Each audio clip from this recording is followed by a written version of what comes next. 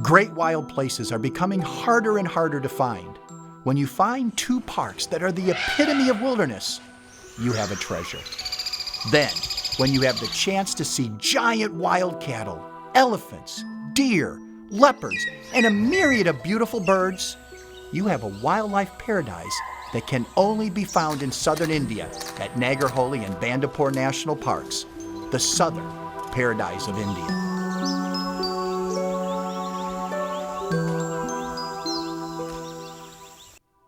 Nagarhole and Bandipur National Parks are found in the Karnataka state of southern India. The easiest way to get to these parks is to fly into the megacity of Bangalore. Bangalore Airport is not only an international airport in its own right, but has multiple flights a day from other gateway airports like Delhi and Mumbai. From Bangalore, it is an easy 5-hour drive. The roads are good, and traffic, though heavy in Bangalore itself, thins out as you head south. You may want to add a stop in Mysore. This city is famous for its incredible palace and monuments. Of the parks, we'll start our visit at Nagarhole. It's time to head to the safari, and just as our rule is, we're going to film this just like a safari. No special tricks, no special effects. In Nagarhole, we are using the Kabini Lodge, owned and run by the state of Karnataka. Yes, you heard me right, a state-run lodge. This is one of the few lodges owned and run by a government entity in India that I can recommend without a second thought. Most government-owned park facilities are very rustic, and these are comparable to private lodges. In fact, most of the Western-level accommodations elsewhere in and around the parks are private upscale lodges. In almost all cases, the lodges provide in-park tours and safaris, and that is no exception here. The vehicles are first class, as are the guides. From the lodge, it is a short drive to enter the game viewing area of the park. Nagarhole is about 220 square miles, making it large enough not only to support deer, but also the biggest of India's mega herbivores, the Asian elephant. The first creatures we come across are two of the most common in central and southern Indian wildlife parks: the spotted deer or chital, and the langurs monkey. One thing that I've learned over the years on safari is to never pass a good photo op, even of the most common species, because they may be plentiful here, but once you get home, their picture will be the one that you're missing. Now, we won't hesitate, though, to leave a common group of animals like these when a radio call comes in that a rare creature has been spotted. And I don't mean that as a play on words, since the animal that the call came in on was a leopard. Many safari vehicles are equipped with a radio for safety and for sharing information on game viewing. So when the driver says to prepare to move suddenly after a radio call, you know you're on the track of something good. But then, there is that 1 in a million chance of something popping by, or should I say, running by en route. In this case, a sloth bear. Sure, that was just a split second of film, but that was more than most ever see. We will search in that area tomorrow morning, hoping for a better view. Now, I almost forgot, with seeing the sloth bear, what the mad dash was all about. Oh yes, a leopard. It's a mom in a tree with her cubs. It's hard to see them. Now you can see them, or at least her tail. Seeing the leopard is a sign of a good tracker. Having the patience to wait to get the perfect picture or see some interesting behavior is the sign of a great wildlife observer. By waiting a few minutes, we get to see them descend from the tree and vanish in the bush.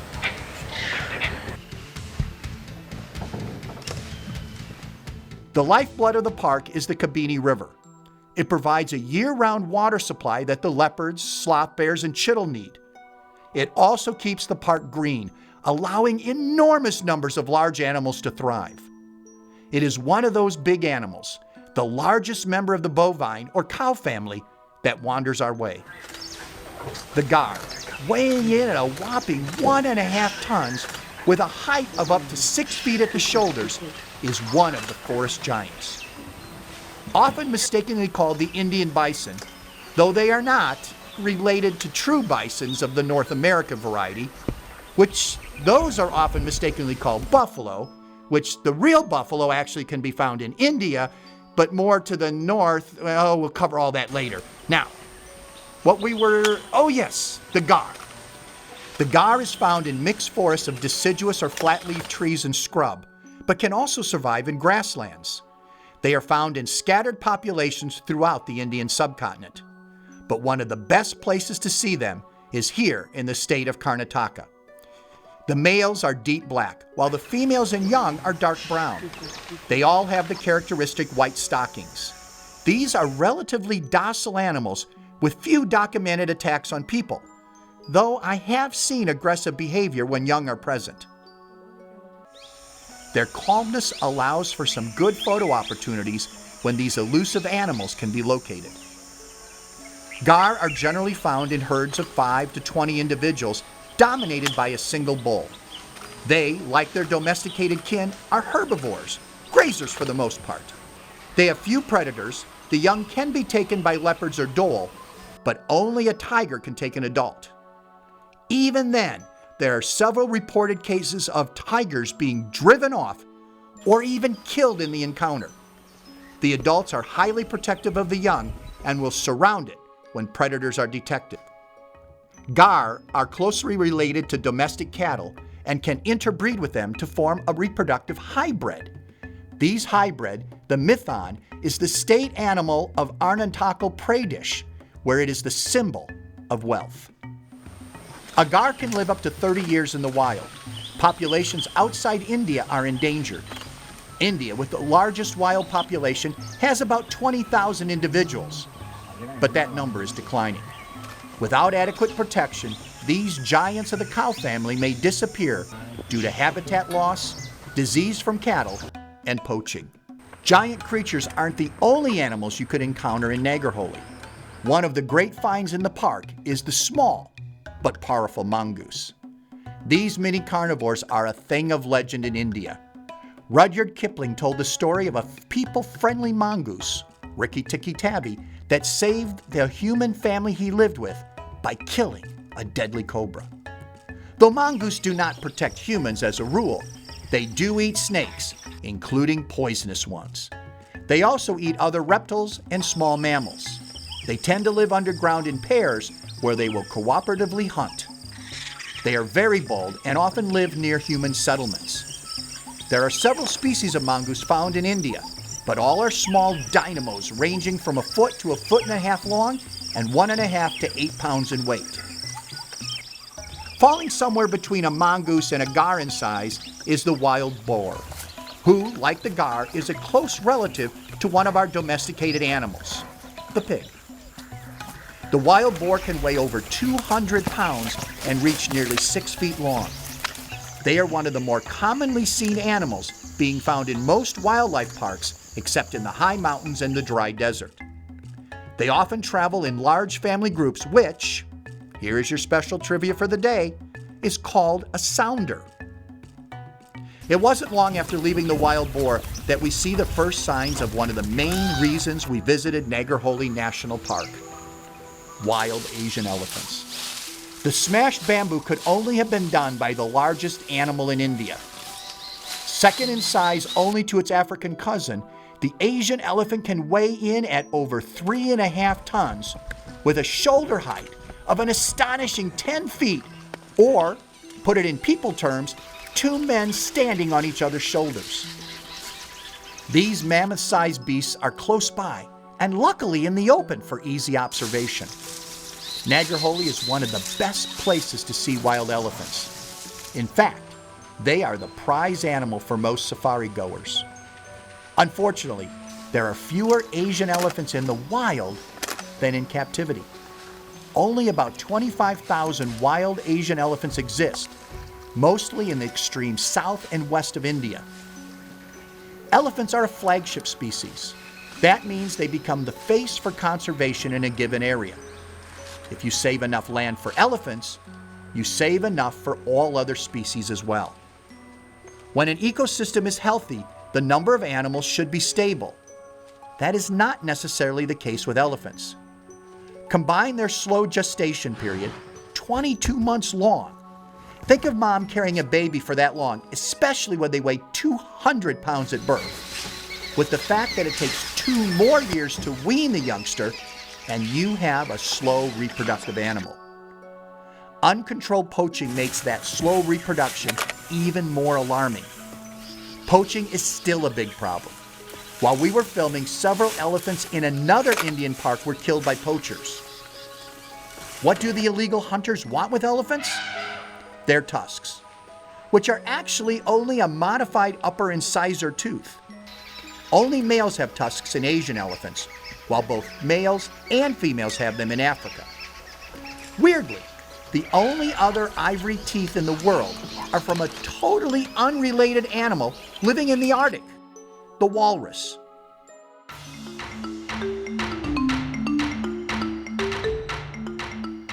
With our afternoon drive drawing to a close, we can be quite happy with our results. The close encounters with 2 local forest giants, the gar and the Asian elephant, along with the fleeting but exciting look at the rare and elusive sloth bear and the always hard to find leopard, will make this drive one that I will remember for a long time. Remember, one of my golden rules of safari: never quit looking until you're parked back at your lodge. It pays off once again here as we get a last look at one of the most beautiful birds in the world, the peacock. There is nothing more important after a long and rewarding safari than a comfortable lodge. Kabini Lodge, run by the state of Karnataka, has several room types to choose from. I stayed in the tented rooms, which have all the conveniences like toilet, shower, 24-hour lights, with the ambience of safari. Sometimes you just want to feel like you're somewhere special. And other times, you want to feel more like at home. That's what the Mahara rooms are for. They have the look and feel of a Western hotel. These hotel-style rooms will make anyone comfortable and have hosted celebrities like Goldie Hawn. No matter which style of room you choose, all meals and the game drives are included. All of this is due to the efforts of one man, John Wakefield, known affectionately as Papa. I was fortunate to have a chance to meet Papa and learn a bit of his story before his passing. He was a hunter in the vein of Jim Corbett, the famous hunter of man-eating tigers, a soldier, an officer, and the man who put his personal stamp on virtually all aspects of this lodge and park. Without fail, after each safari, he asked the driver and the guides what wildlife was seen. Even though he's gone, his legacy lives on in the park.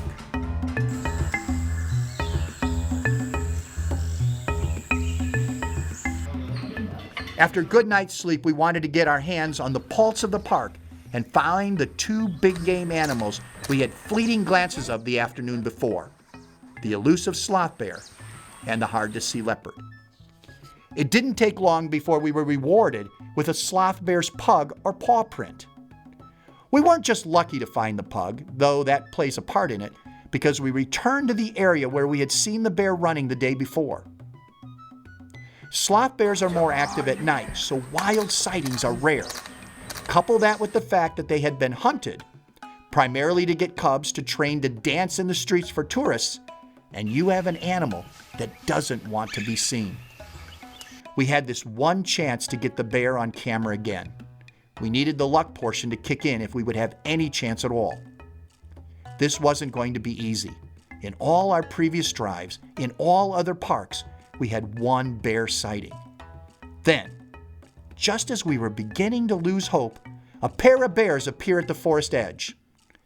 Unfortunately, they see us as soon as we see them, and they run back in. We didn't get much of a look and even less camera time, but it was only my 3rd bear sighting ever, so it was still very exciting. In the movies or most TV wildlife shows, the next thing we would see would be the leopards. But in the real world, it's not that easy. The next animal we actually see is a bird. The woolly-necked stork is an attractive member of that famous baby delivery service. They primarily eat small animals like frogs, snakes, and fish. Storks, though, are not alone in filling that niche. Herons and egrets have similar feeding habits, and often feed in the same area. Greys are one of the larger heron members, very similar in size and build to our own great blue. Both groups rely on stealth to catch their next meal as opposed to raptors that are more speed and surprise. India literally has pages in the bird guides devoted to birds of prey. Raptors, as these birds of prey are also known, make their living full out as carnivores. They are the tigers and leopards of the bird world.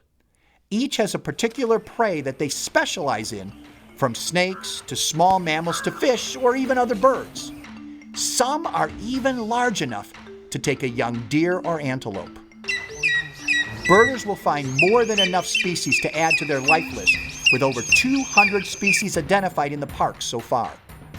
One of the most sought-after sightings is the India pita. A rare and colorful bird, the India pita's diet is primarily insects. Birds are great, don't get me wrong, but we had two big game animals in mind when we came out this morning, the sloth bear and the leopard. We saw the sloth bear, even if for a brief moment, but the leopard remained elusive. But then our first clue presented itself, a pug. Maybe like the sloth bear, the print would lead us to the leopards. Something is moving ahead. This could be it. The animal is a sandbar deer. Oh well, sandbar are cool. They are the largest member of the deer family in India. Males can reach nearly 5 feet at the shoulders. These forest dwellers' major predators are dholes or Asiatic wild dogs and the tiger. Of the 4 species of forest deer in India, this is the only one not on the endangered species list. They are widespread, numbering over 100,000 individuals. Now that said, their numbers are declining and parks like Nagarhole may be their last refuge. Our next new wildlife encounter was again not a leopard, but one of the feathered kind. This is our third farm-related animal found in Nagarhole. We had already seen the gar, the cousin of the domestic cow, and the wild pig. Now we get a glimpse of the jungle fowl, the ancestor of our domestic chicken. The wild variety is a bit smaller, faster, and smarter than its barnyard cousin. This allows it to live in the same forest as wild cats, dogs, mongoose, and eagles. Ahead we could see smoke, and where there's smoke, well, you get the picture. The park staff was doing a controlled burn, a necessary conservation tool for many national parks. Controlled burns get rid of old, dead growth and allow for new forage. It also helps prevent massive, uncontrolled fires from destroying a forest. Fire has been a part of the natural cycle well before man. While it is helpful to the forest, I feared it would drive the leopards away. But it wasn't 10 minutes down the road and we get the second sign of a leopard's presence. A warning call from a deer. We knew something was happening. Suddenly a bolt from the bushes across the road. A deer. The leopard can't be far behind. And then there were leopards. Yes, I said leopards. 3 of them. To find one leopard on safari is super success, but to find multiple leopards 2 days in a row is beyond belief, especially since these were not yesterday's mom and cub. These are 3 adults. Normally leopards are solitary nocturnal creatures. Why then would 3 leopards be out, so visible in the daytime? The reason is the oldest in the book, mating. The ranger said 2 of the leopards were females and they were following the male. What a lucky guy. Male leopards, though, are poor fathers. Leaving the female after mating is completed to attempt to sow his oats, so to speak, elsewhere. No child support, not even a birthday card. Leopards are one of the most common and widespread of the big cats, ranging throughout Africa and Asia. In India, they are found throughout the peninsula, with the exception of deserts and the highest mountains of the Himalayas. There are probably 20,000 leopards in India. That's 7 times as many as tigers. This big cat, and I mean big, weighs in at over 150 pounds and reaches lengths of 6 feet. They are often found living at the edges of cities and villages. sort of the coyote of the old world.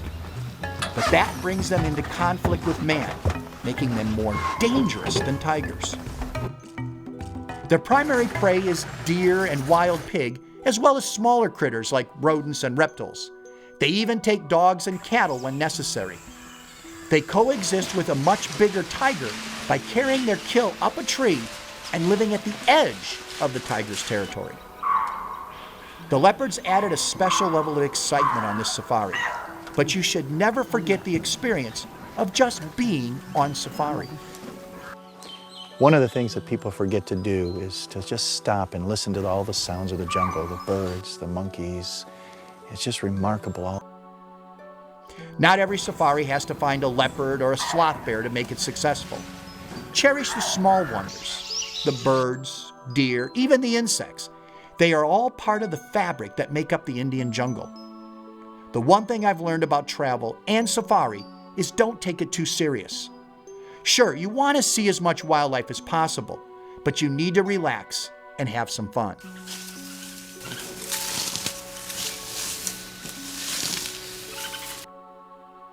There was one of those purely fun items I wanted to try before leaving Nagarhole. I wanted to ride in a carry-oli boat. This was an ancient boat style, handmade using local plant materials. They aren't fast, but they are sturdy and quite safe. Oh yeah, I found another use for them. When you're not using the coracle as a boat, there can be an alternative use. You can use it as an umbrella. I really didn't want to leave Nagarhole. In a short period of time, we had seen so much. It is truly one of the great parks of India, if not the world. But our next destination and adventure awaited us. We're in Nagarhole National Park, but if we cross the river, we'll be in Bandipur National Park, where we're going next. Bandipur National Park abuts Nagarhole, separated only by the Kabini River. Just an easy drive for Kabini Lodge, Bandipur offers a chance to see the wildlife of southern India. Upon our arrival at our lodge, the Bandipur Safari Lodge, also owned and run by the state of Karnataka, we took the opportunity to tour the grounds. This is a modern lodge located just minutes from the entrance to Bandipur. What makes this lodge so unique, not counting the fact that the rooms are very modern with all the comforts of home, is that they are named for the animals you could see in the park, like the tiger, or the elephant, or the sambar. Every time I venture into a national park, I am filled with both a sense of excitement and wonder. Even parks I have visited many times surprise me as the wildlife, plants, and even the landscape changes. Our first encounter of the day is one of those incredible experiences. This tree, called the flame of the forest, is in full bloom and has attracted a myriad of birds. Plum-headed and ring-necked parakeets, sunbirds, flame-backed woodpeckers, mynas. It is a bird watcher's dream. This is just what I meant by parks surprising you. Each season, heck, each week, can give you the sense of a completely different park. A little further down the road, we get to an Indian gooseberry tree. It was all decked out in its fruit, another one of those changes you find in the park. Okay, these are Indian gooseberries, and they grow wild out here, and they say they're sweet, so let me give it a try. Not sweet, sour. Bandipur has the same type of wildlife as Nagarhole. You visit both parks to increase your odds of seeing the big game and to take in each park's unique scenery. Bandipur didn't disappoint, as we soon saw our first elephants. Along with Nagarhole, Bandipur is the place to see the endangered wild Asiatic elephant. Wildlife, though, can be a bit harder to spot in Bandipur because of the uncontrolled growth of the lantana. This obnoxious plant is not native to the park, but was wrongly introduced and without natural controls has taken over. The park is searching for ways to control it, but the mistake is hard to undo. Bandipur, as well as Nagarhole, is designated along with a handful of other parks as a tiger reserve. And yet, we had seen no signs of a tiger. But our luck seemed to be changing as we spot a tiger pug. We got really lucky in Nagarhole seeing both the sloth bear and the leopards soon after we saw their pugs. Could we go 3 for 3? Soon we find another sign of the tiger, the remains of a sandbar deer. Sandbar are one of the tiger's favorite. Sandbar's major defense from a tiger is early detection, flight, and camouflage. The brown coat quickly fades into the forest where the sandbar prefers to dwell. This time of year is particularly good for the tiger since the chital or spotted deer fawn. The deer have their fawns in a narrow time frame to help assure that some will survive. Predators can only eat so much, guaranteeing some will reach maturity. Not all the interesting wildlife is big. One of the smaller ones is the Malabar giant squirrel. Yes, it is a giant in the squirrel world, reaching 2 feet long, not counting their 2-foot tail. Another tree dweller is the langur monkey, whose antics can entertain for hours. Sometimes you just have to sit back and observe animals just being themselves. Safaris aren't just about how many creatures you can check off a list, but the quality of the sightings as well. Bandipur is susceptible to poaching, as is any park. Still looking for the tiger, our driver spots some movement. As we get close, we realize it isn't a tiger or even a deer. It's humans, and these humans are poachers. Our guide and driver give chase. We could see that they weren't big game poachers with rifles, but locals gathering fruits, herbs, and small game through snare traps, all of which is illegal. I went into the bush to see if I could find any evidence of what they were after, and if there were any traps, to dismantle them. All 3 of us came up empty. The poachers got away, and I found no traps. This once again, though, showed another way ecotourism can help, by putting more eyes in the park. We had a good day at the park, even some unexpected excitement, but our luck with the tiger didn't hold out. Though reflecting a little with the guide, driver, and myself being out of the vehicle dealing with the poachers, maybe not seeing a tiger was good after all. On our way back to camp, we decided to make 2 quick stops. The first, at a local village that has found at least a partial solution to the lantana problem. A group of local men began to make furniture out of it. Chairs, benches, side tables, you name it, all could be made out of lantana. The local villagers here have found a way to take an invasive weed that is destroying Bandipur National Park and turn it into a profitable experience. Our second and last stop was less educational and more pure fun. We got to help feed the park's patrol elephants. Several parks in India use elephants to get into the backcountry where poachers can't be seen by tourists. This was a fun and exciting way to end our adventure in Bandipur.